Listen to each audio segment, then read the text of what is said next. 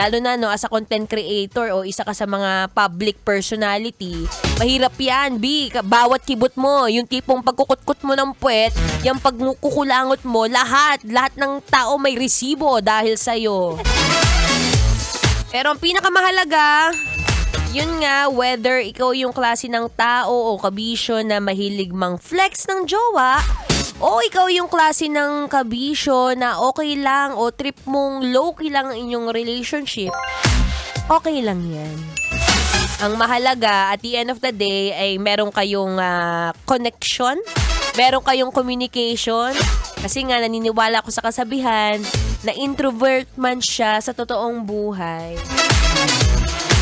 Sure naman ako lang ang laman ng mundo niya. Harot. Anyway, maraming salamat po sa lahat ng mga nakinig ngayon. Lalo na sa'yo na hindi pa na-check ang aking social media account. I-check mo na yan, B. Baka magulat ka. Hala, hindi ako si Alex Dixon. Hindi rin ako si Bea Alonso.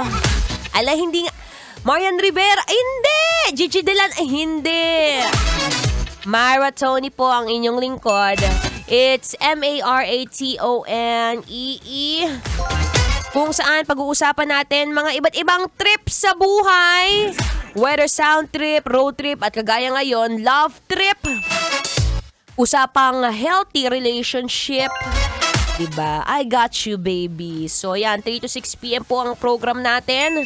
Kaya naman, susunod na ang ating spicy opa.